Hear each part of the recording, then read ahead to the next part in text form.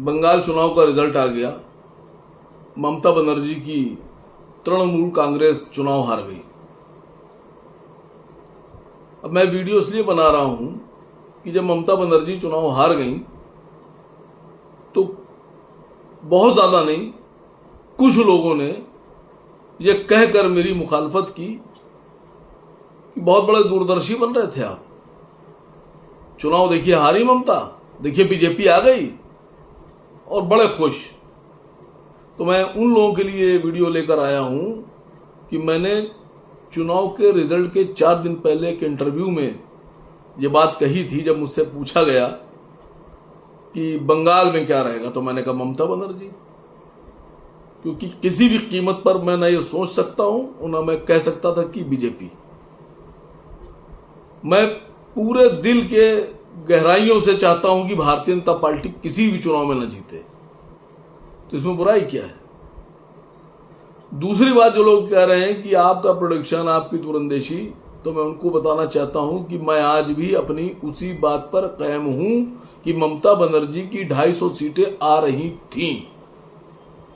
अब आप लोग सोच रहे होंगे मैं भी इस पर कैसे कायम हूं।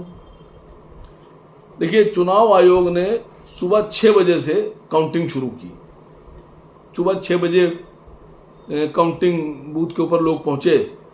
चलिए 1 घंटा मान लीजिए, 7 बजे से काउंटिंग शुरू हुई। 7 बजे से काउंटिंग शुरू हुई और 2:30 बजे तक का जो रिजल्ट था, इलेक्शन कमीशन की अपनी वेबसाइट पर जो लाइव आंकड़े आ रहे थे उसके हिसाब से कहीं 3 राउंड की काउंटिंग हुई थी, कहीं 4 राउंड की हुई थी, कहीं 5 राउंड की हुई थी। आप सोचिए कि सुबह 7 बजे से शुरुआत हुई काउंटिंग की। वैसे तो 6 बजे हुई, लेकिन 2:30 बजे तक के 3 राउंड और 4 राउंड और 5 राउंड की काउंटिंग। इतनी कम स्पीड, स्लो स्पीड।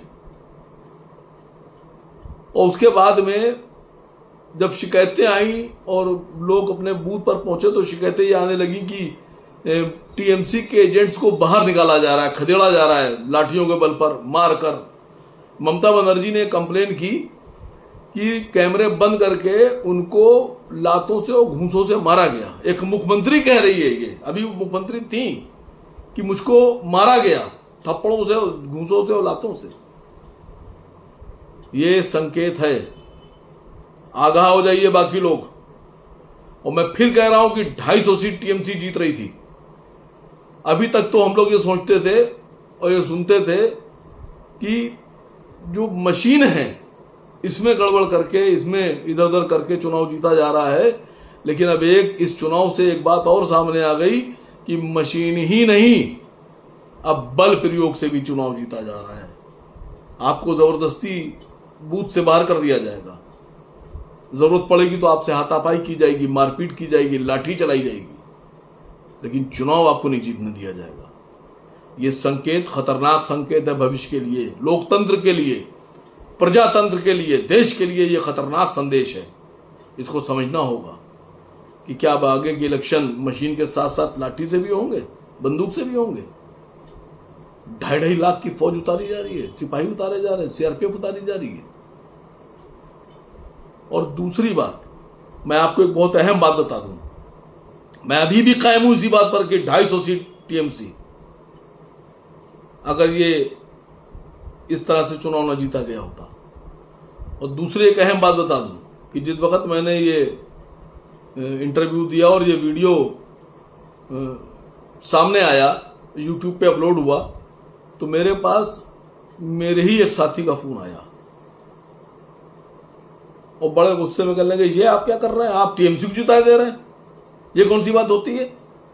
तो मैंने कहा, अच्छा टीएमसी को ना जिताऊं तो किसको जिताऊं, बीजेपी को जिता दूं, किसको जिताऊं।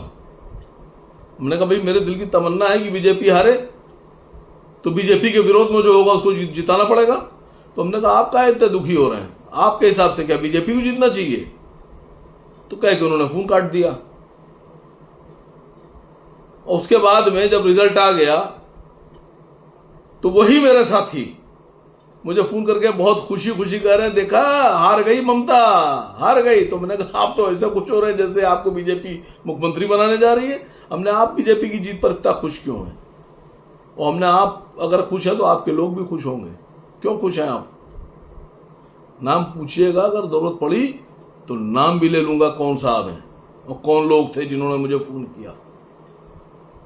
और उसी मानसिकता के कुछ लोग सोशल मीडिया पे लिख रहे हैं कि आसिफ वकार बहुत बड़े दूरदर्शी बनते थे, दूरदर्शिता धड़ाम नहीं। मैं आज भी उसी पे कायम हूं कि ममता को 250 सीट मिल रही थी, लेकिन जबरदस्ती, जोर जबरदस्ती से चुनाव जीता गया है। हम लोग सुनते थे जब रामपुर में चुनाव हुआ था तो ये खबरें आई थी कि रामपुर में किसी को वोट डालने नहीं दिया गया, रोका गया, पहरे लगाए गए। तो उसको हम लोगों ने हवा में ले लिया था, हल्के में ले लिया था। ये हल्के में लेने वाली बात नहीं है, अब इसको बहुत भारी में लेना होगा। तीसरी बात, हुमायूं कबीर जैसा आदमी जिसको उसकी कॉन्स्टिट्यूंसी में, दोनों कॉन्स्टिट्यूंसी में पब्लिक गालियां बक रही थी, दलाल और भड़वा कह रही थी, उसके पीछे दौड़ रही थी, लोग उसके साथ हाथापाई करने पे आमादा थे, लोग उस पर हमले कर रहे थे, उसकी कॉन्स्टिट्यूंसी के लोग, और उसके बाद में 50,000 वोट से जीत गया। अंदाजा लगाइए, लोग उसकी कॉन्स्टिट्यूंसी कह रहे हैं, जीता कैसे? इसको तो वोट ही नहीं दिया हमने। आप लोग सोचिए कितनी बड़ी बात है जो मैं कहने जा रहा हूं। और ये बात अभी चुनाव उत्तर प्रदेश में आ रहे हैं, अखिलेश जी को भी समझना होगी, राहुल जी को भी समझना होगी। और मैं उन तमाम लोगों से कह रहा हूं कि अगर ममता हार गई तो बीजेपी के जीतने पर तुम लोग इतने खुश क्यों हो? क्यों खुश हो बताओ मुझे। मैं तो आज भी दावे से कह रहा हूं, सीना ठोक के कह रहा हूं कि मैं बीजेपी को जीता हुआ नहीं देख सकता था, ना देखना चाहता था। इसलिए मैंने टीएमसी के लिए ऐलान किया और मैं आज भी अपने प्रेडिक्शन पर कायम हूं कि अगर सच्चाई से काउंटिंग हो जाती तो 250 सीट। लेकिन तुम लोग बताओ कि जो तुम लोग सवाल खड़े कर रहे हो मुझ पर कि तुम भारतीय जनता पार्टी के साथ क्यों हो, उसकी जीत के साथ क्यों हो और टीएमसी को हराना क्यों चाहते थे, ये सवाल मैं छोड़ के जा रहा हूं और इस सवाल का जवाब देश में